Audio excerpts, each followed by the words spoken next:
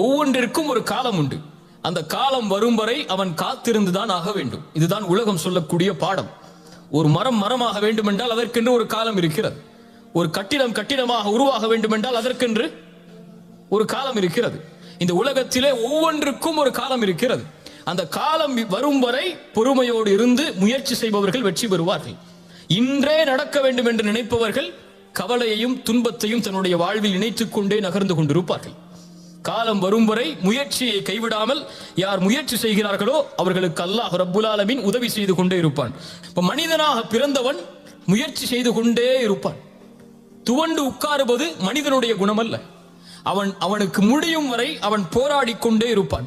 அவனுடைய காலம் வரும் வரை அவன் காத்து கொண்டே இருப்பான்.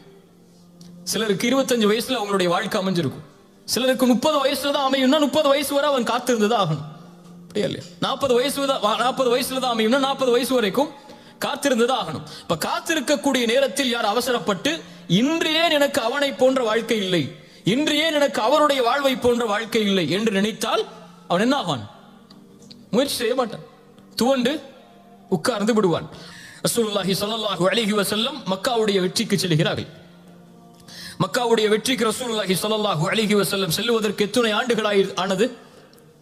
ரசூலுல்லாஹி ஸல்லல்லாஹு அலைஹி வஸல்லமுடைய 11 வருஷ மக்காவுடைய வாழ்க்கை, அதன் பிறகு நடந்த மதீனாவுடைய வாழ்க்கை, அத்துணை ஆண்டுகள் தேவைப்பட்டது மக்காவுடைய வெற்றிக்கு. ஒரு நபிக்கு அல்லாஹ் மக்காவிலேயே வெற்றியை கொடுத்திருக்கலாம், மதீனாவிற்கு அழைத்து செல்லாமல். ஏன் மதீனாவிற்கு அழைத்து செல்ல வேண்டும்? ஏன் அத்துணை போர்க்களங்களை சந்திக்க வேண்டும்? ஏன் அத்துணை இழப்புகளை அல்லாஹ்வுடைய தூதர் சந்திக்க வேண்டும்? இப்போ ஒரு வெற்றி என்பது இழப்புகளுக்கும் சோதனைகளுக்கும் பிரச்சனைகளுக்கும் விமர்சனங்களுக்கும் புறக்கணிக்கப்படுவதற்கு பிறகுதான் நடக்கும் என்பதை நபிக்கு அல்லாஹ் உணர்த்தும் போது நாம் யார்? வாழ்வு இப்படித்தான்.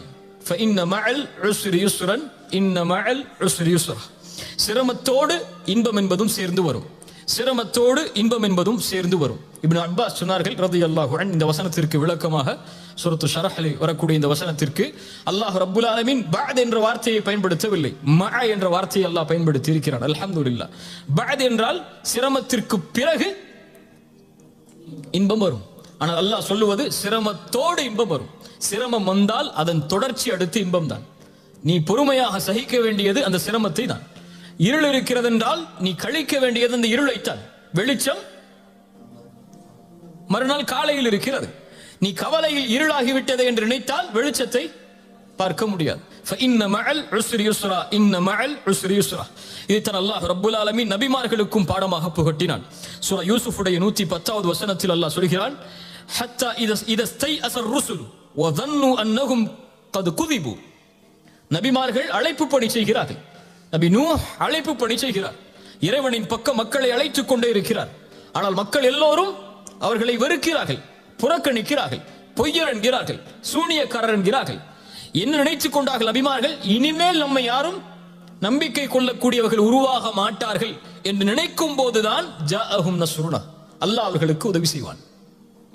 அல்லாஹ் அவர்களை அதுவரை அந்த நம்பிக்கையின்மையை அல்லாஹ் ஏற்படுத்தி கொண்டே இருப்பான். அந்த நம்பிக்கையின்மை ஏற்பட்டு முடிந்தது என்று நினைக்கும் போது அல்லாஹ் உதவி செய்வான். ஜாஅஹும் நஸ்ருனா. அதனால் அல்லாஹ் ரப்புல் ஆலமீன் ஒரு முஃமினுக்கு சொல்லக்கூடியது, செல், நீ சோதனை வந்தால் துவண்டு உட்காராது, சிரமம் வந்தால் உன்னை அழித்துக் கொள்ளாது. ஏன்? ஒரு முஹ்சின் அப்படி இருக்க மாட்டான். சூரத்துல் அன்கபூத் 69வது வசனம், வல்லதீன ஜாஹது ஃபீனா, எம்முடைய பாதையில் யார் முயற்சி செய்கிறார்களோ, வரக்கூடிய சோதனைகளில், வரக்கூடிய சிரமங்களில், வரக்கூடிய இழப்புகளில் யார் எம்முடைய பாதையில், அதாவது அல்லாஹ்விற்காக, அல்லாஹ்வை நோக்கமாக கொண்டு, அல்லாஹ்வை மனதில் நிறுத்தி யார் முயற்சி செய்கிறார்களோ, நிச்சயமாக நாம் அவர்களின் பாதையை திறந்து வைத்தே தீருவோம். லனஹ்தியன்னஹும் சுப்லனா. ஏன்? வ இன்னல்லாஹ லமஅல் முஹ்சினீன். இப்படி போராடக்கூடிய, இப்படி சிரமங்களை எதிர்த்து நிற்கக்கூடிய, இப்படி சோதனையின் போது முயற்சி செய்யக்கூடிய இந்த முஹ்சின்களோடு அல்லாஹ் இருக்கிறான். இப்ப சோதனைகளில் போராடுபவன் முஹ்சின், சோதனைகளை எதிர்கொள்பவன் முஹ்சின், சோதனையில் வெற்றி காண்பதற்காக முயற்சி செய்பவன் முஹ்சின். அவன் மனதில் நினைப்பது அல்லாஹ்வுடைய நாட்டம் நடந்திருக்கிறது.